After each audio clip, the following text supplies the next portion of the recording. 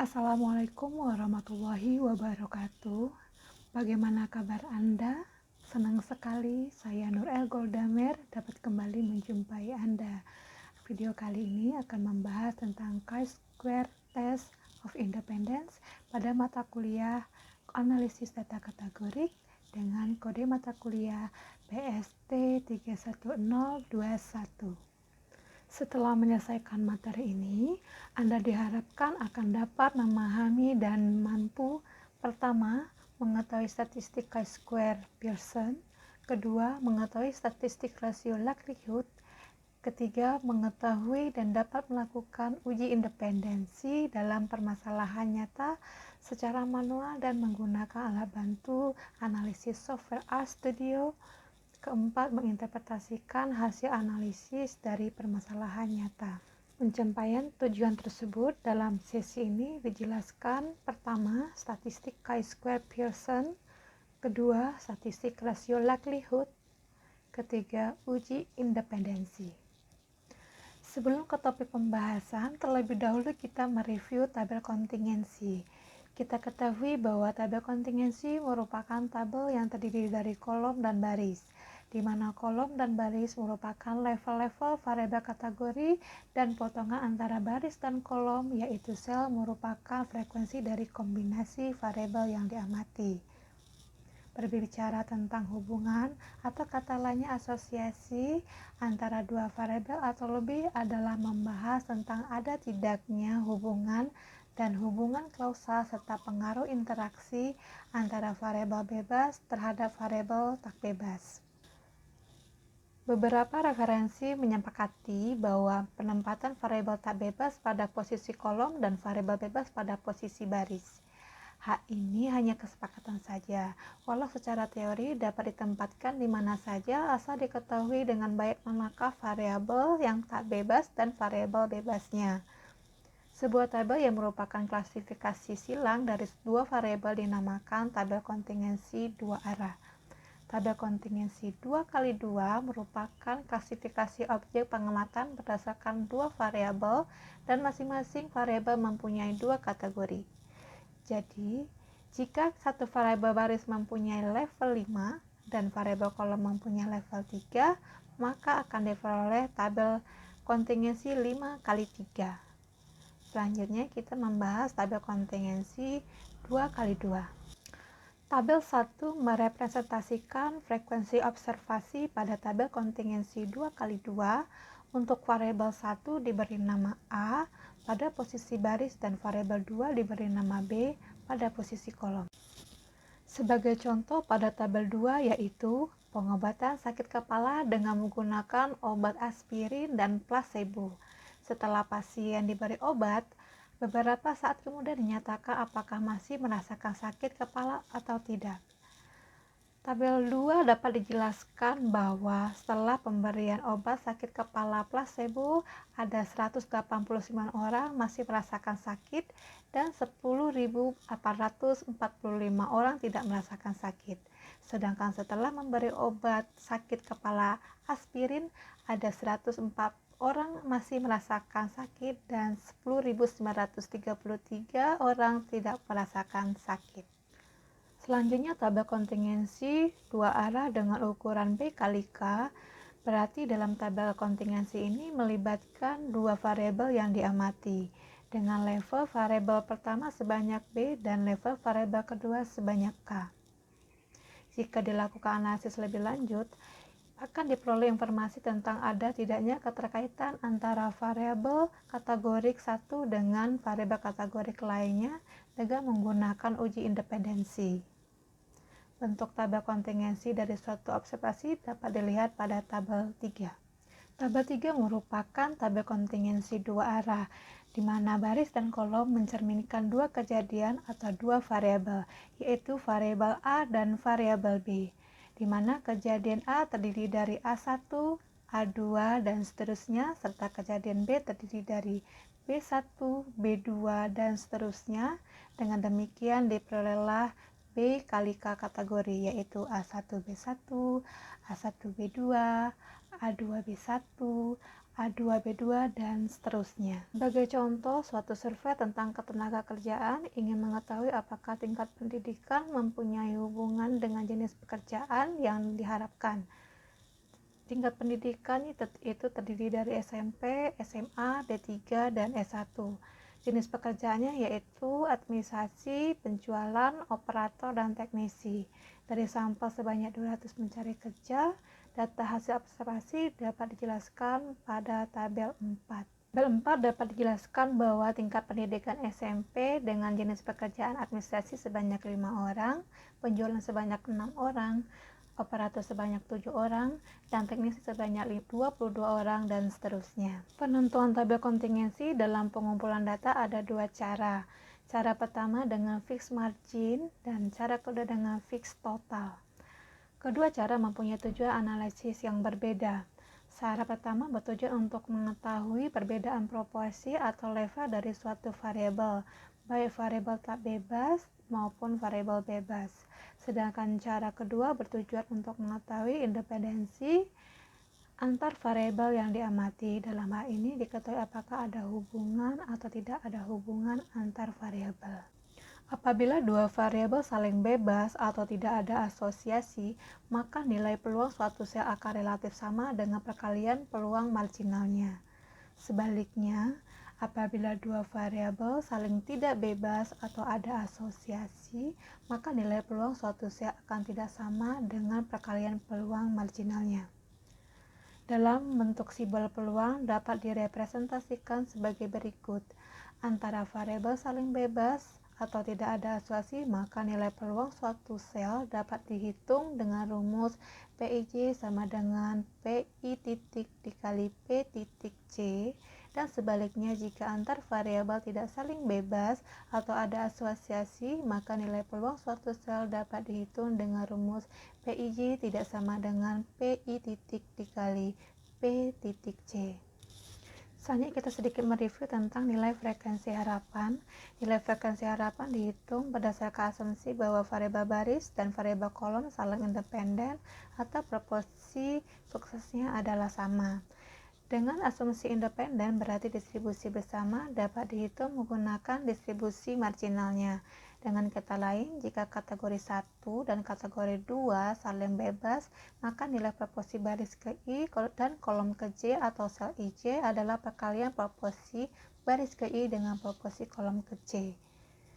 Nilai frekuensi harapan dengan asumsi independen pada masing-masing sel dihitung menggunakan persamaan 1.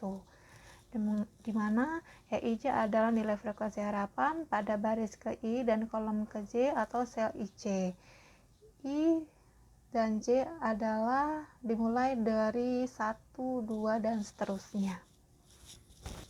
Sehingga dapat dikatakan bahwa jika selisih nilai frekuensi dengan observasi tidak terlalu besar atau tidak terlalu berbeda, maka H0 diterima. Dan sebaliknya apabila selisih frekuensi dengan observasi terlalu besar atau terlalu beda, maka H0 ditolak. Sebagai contoh, misalkan dari data tabel 2 menghitung nilai frekuensi harapannya sebagai berikut. S11 sama dengan jumlah baris pertama dikali jumlah kolom pertama dibagi dengan jumlah keseluruhannya, sama dengan 11.034 dikali 293 dibagi dengan 22.071 sama dengan 146,48 dan seterusnya. Hasil selengkapnya dapat dilihat pada tabel 5. Statistik chi-square Pearson dapat dilihat pada persamaan 2.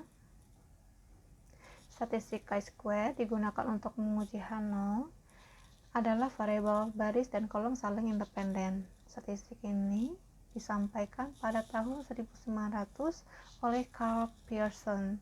Statistik ini mempunyai nilai minimum 0 ketika Nij sama dengan nu Ij. Oleh karena itu, nilai chi-square yang besar mengindikasikan bahwa sampel tidak sesuai dengan hipotesis 0. Pada sampel besar mendekati distribusi chi-square dengan derajat bebas B dikurang 1 dikali K dikurang 1. Pendekatan ini akan baik ketika nu Ij lebih besar sama dengan 5. Distribusi chi-square mempunyai rata-rata sama dengan derajat bebas dan variansinya sama dengan 2 kali derajat bebas. Semakin besar derajat bebas, maka semakin mendekati distribusi normal.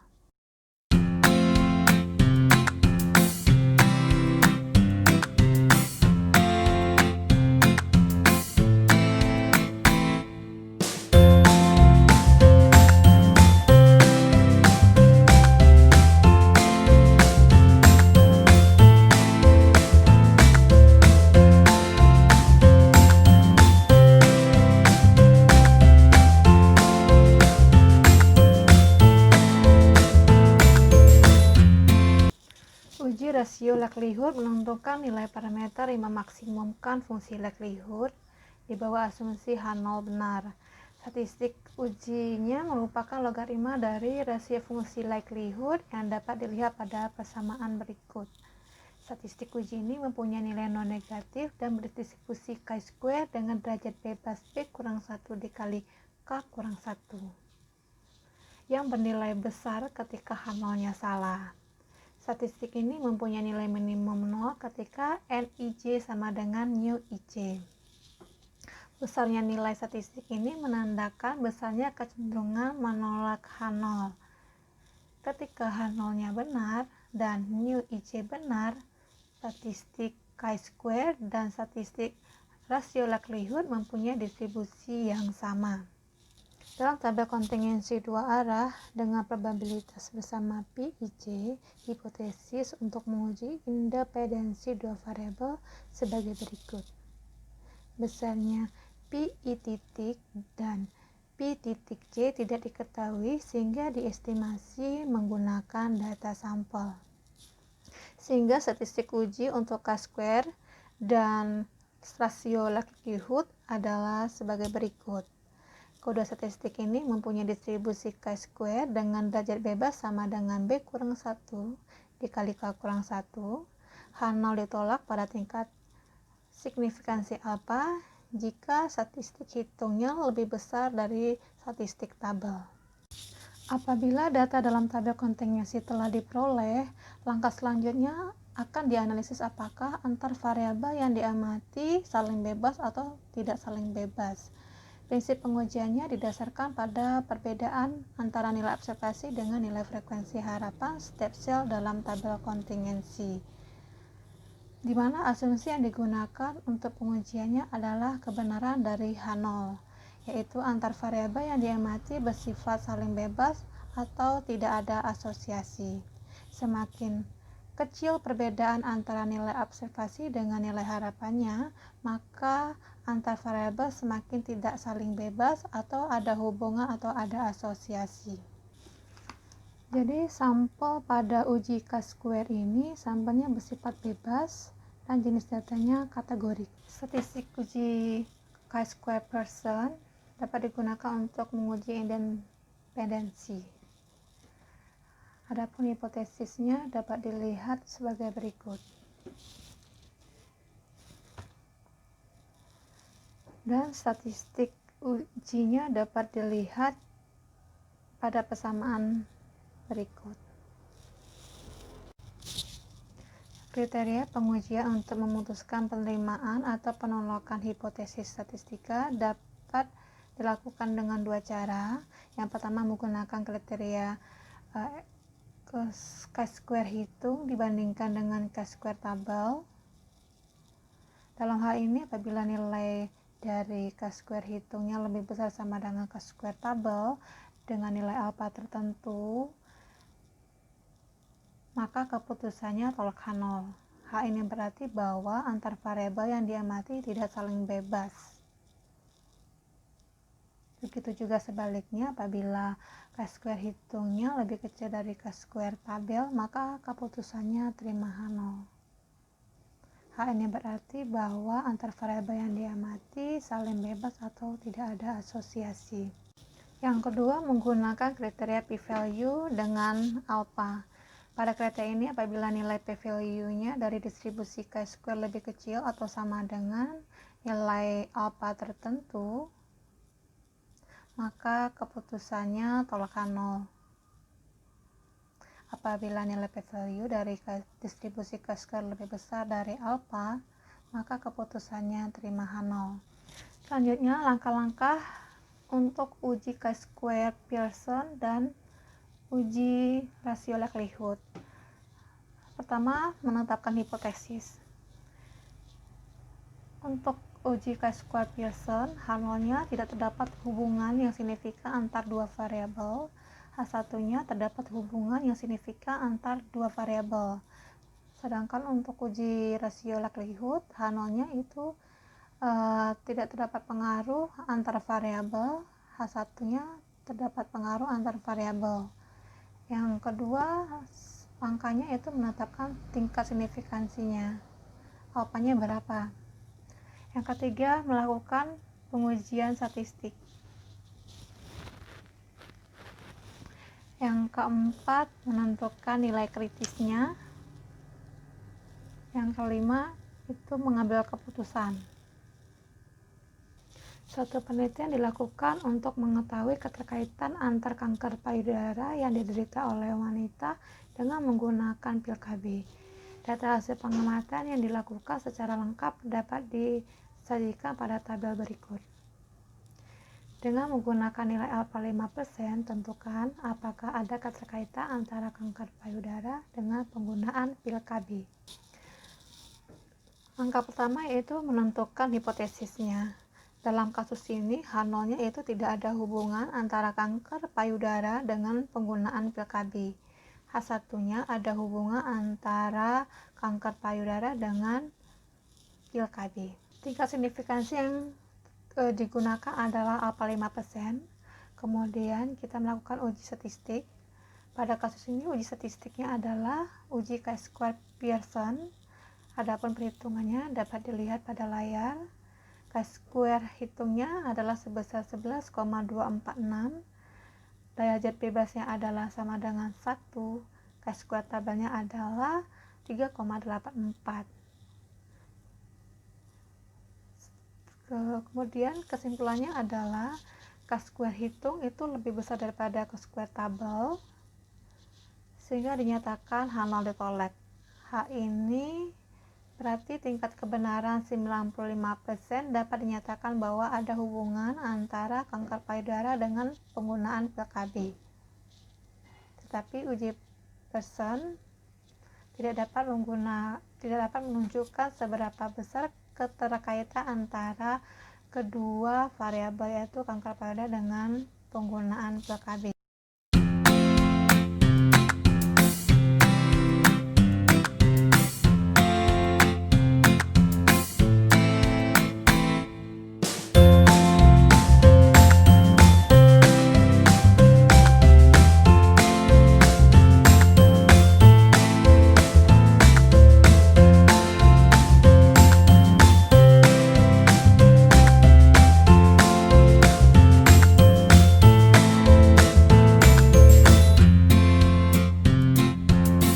Uji rasio likelihood relatif sama dengan statistik uji chi-square Pearson.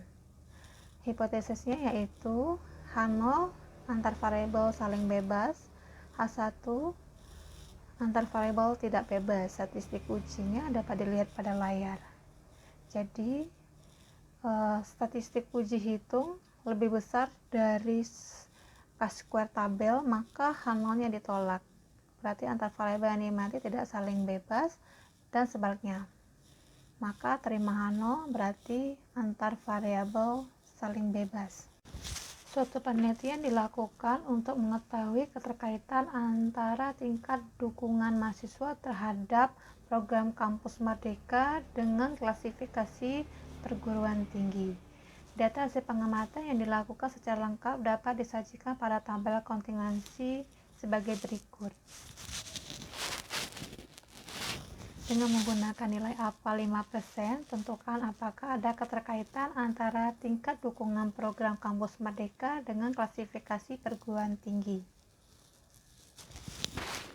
Langkah pertama itu merumuskan hipotesis. H0-nya yaitu tidak ada hubungan antara tingkat dukungan program Kampus Merdeka dengan klasifikasi perguruan tinggi. Sedangkan H1-nya ada hubungan antara tingkat dukungan program kampus Merdeka dengan klasifikasi perguruan tinggi. Selanjutnya, tingkat signifikansi yang kita gunakan adalah alfa 5%. Kemudian, statistik uji yang kita gunakan adalah uji rasio likelihood. Adapun perhitungannya dapat dilihat pada layar. Oleh karena itu, dapat disimpulkan bahwa statistik hitungnya lebih besar dari chi-square tabelnya. Dapat dinyatakan H0 ditolak.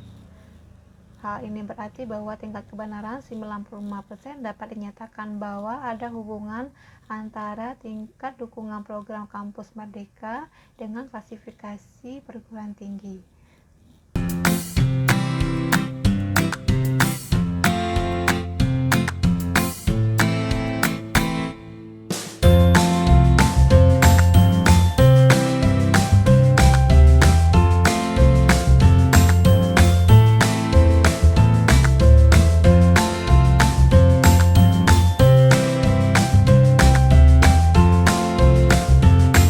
Berikan kuis untuk Anda, yaitu soalnya data penggunaan helm dan status luka pengendara motor dapat disajikan pada tabel berikut.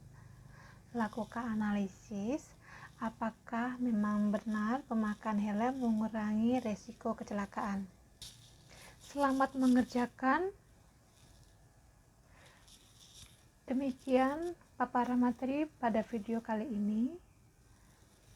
Saya Nur Elgordamer, pamit undur diri dari hadapan Anda. Apabila ada pertanyaan, silakan ketik pada kolom komentar. Insya Allah saya akan bantu jawab. Semoga bermanfaat.